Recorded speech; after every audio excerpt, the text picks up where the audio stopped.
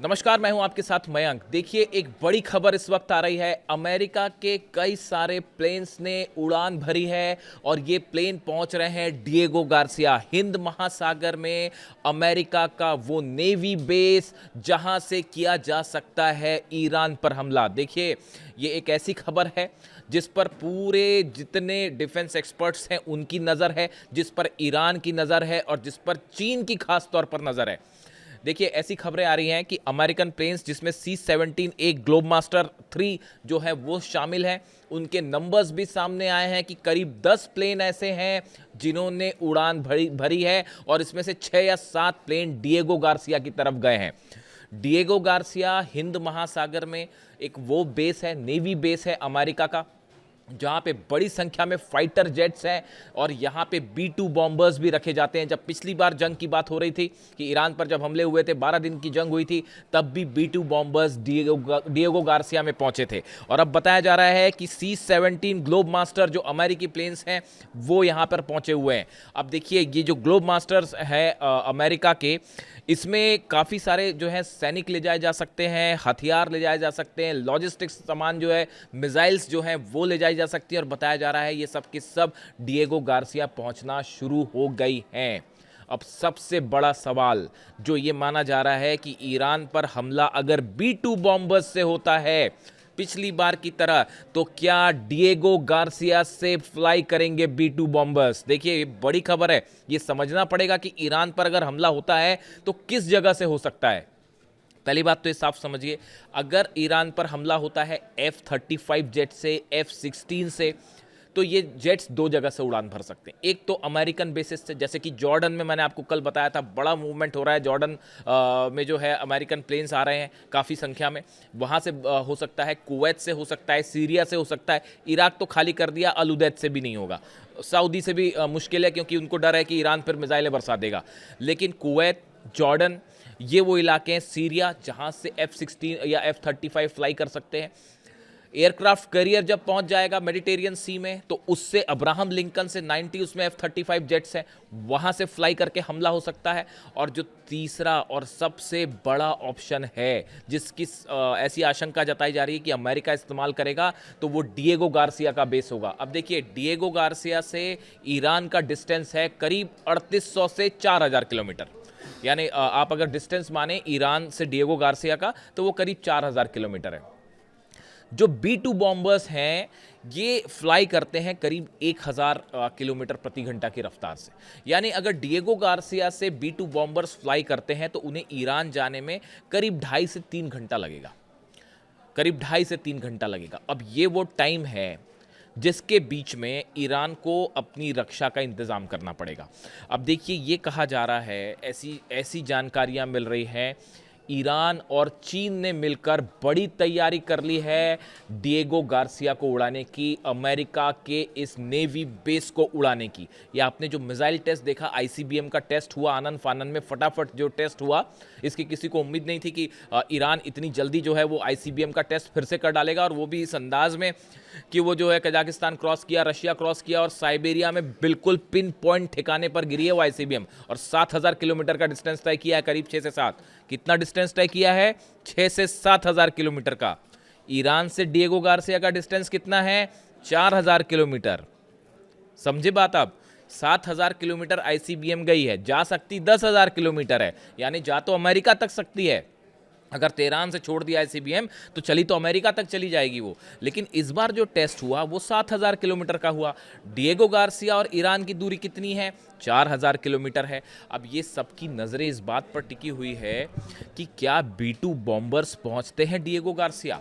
देखिए, अगर B-2 bombers Diego Garcia पहुंचे तो आप मान लीजिए ये बात कंफर्म हो जाएगी कि अमेरिका ईरान पर हमला करेगा। ये इस बात को जितने बड़े एक्सपर्ट्स हैं, मैं जिनके टच में हूं, जो सुरक्षा विशेषज्ञ हैं, जो एयर स्पेस के जानकार हैं, एयरफोर्स के जानकार हैं, जो वॉर एक्सपर्ट्स हैं जिनसे मैं संपर्क में हूं, सबका ये कहना है, अधिकांश लोगों का ये कहना है कि अगर अमेरिका ने अपने B-2 bombers Diego Garcia base पर भेजे, आप ये मान लीजिएगा कि उसके फौरन बाद अटैक हो जाएगा। देखिए, अभी तक नहीं आए हैं, अभी तक नहीं पहुंचे हैं, अभी सिर्फ सामान पहुंच रहा है, मिसाइल्स पहुंच रही हैं, बम्स पहुंच रहे हैं डिएगो गार्सिया में। में जो शायद ईरान पर हमले के लिए इस्तेमाल हों।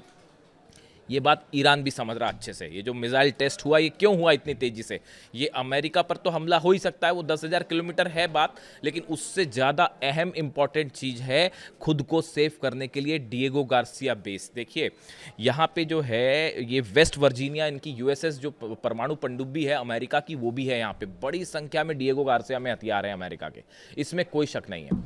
अब बताया ये जाता है चाइना ने और रशिया ने अपने पूरे सैटेलाइट्स जो हैं वो डिएगो गार्सिया पे भी नजरें बनाए हुए हैं। यहाँ पे जो भी मूवमेंट हो रही है वो सब खबरें जा रही हैं ईरान तक, चाइना तक, रशिया तक। जरा भी मूवमेंट हो, देखिए डिएगो गार्सिया से असल में चाइना को भी बड़ी चुनौती मिलती है कि वहाँ पे अगर कोई मूवमेंट करता है चाइना, अगर ताइवान पर अटैक करता है, और ऐसी स्थिति में अगर चाइना वर्सेस अमेरिका हो गया तो भी डिएगो गार्सिया का इस्तेमाल करेगा अमेरिका, इसमें कोई शक नहीं है। तो चीन भी जो है उसमें नजरें गड़ाए हुए है डिएगो गार्सिया पे। अब कहा यह जा रहा है, जो आपने थंब मेरा देखा होगा वीडियो का, कि क्या ईरान उड़ा देगा डिएगो गार्सिया, अमेरिका का नेवी बेस। बताया ये जा रहा है जो मिसाइल टेस्ट हुआ आईसीबीएम, जिसकी रेंज 7,000 किलोमीटर तक जाके गिरी है, 10,000 गिरी 7,000 टारगेट पे। क्या ये बात है, ऐसा कहा जा रहा है कुछ एक्सपर्ट्स की तरफ से, ये जो बार बार ईरान कह रहा है हम प्रीएम्प्टिव स्ट्राइक कर देंगे। प्रीएम्प्टिव मतलब हमें ये कंफर्म हो गया कि हम पे हमला होने वाला है, ईरान मिसाइल दाग देगा, इस बार इंतजार नहीं करेगा। क्या ईरान अपनी इस आईसीबीएम को अमेरिका के नेवी बेस को उड़ाने में इस्तेमाल करेगा?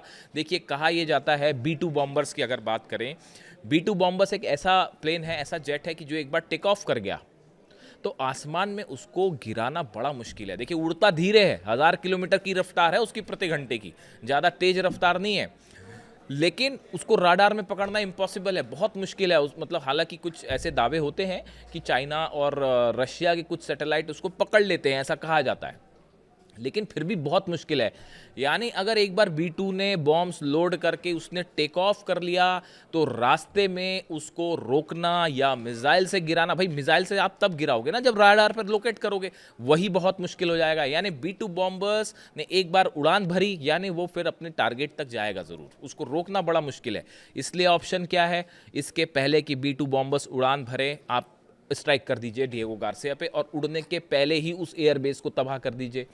ये बड़े सारे एक्सपर्ट्स बता रहे हैं कि अगर ये स्थिति बनती है, देखिए यूएसएस अब्राहम लिंकन पहुंचने वाला है, 24 घंटे की और बात है, 23 तारीख की दोपहर तक आप मान के चलिए पहुंच जाएगा B-2 बॉम्बर। जो अब्राहम लिंकन जो एयरक्राफ्ट कैरियर, वो ईरान के करीब पहुंचना शुरू हो जाएगा। रूजवेल्ट ऑलरेडी आ रहा है। इस हालत में B-2 बॉम्बर्स, अमेरिका भी ये दिखाना नहीं चाहता कि हमने B-2 बॉम्बर्स पहुंचा दिए हैं डिएगो गार्सिया, क्योंकि ईरान पे हमले के लिए एक बार फिर सरप्राइज एलिमेंट होगा, जैसे वेनेजुएला ने के खिलाफ हमले पर किया। इसलिए हमला कब होगा ये डेट सामने नहीं, अमेरिका की कोशिश है कि ये पता ना चल पाए, लेकिन चाइना और रशिया लगे हुए हैं सैटेलाइट्स इमेजेस देने में ईरान को।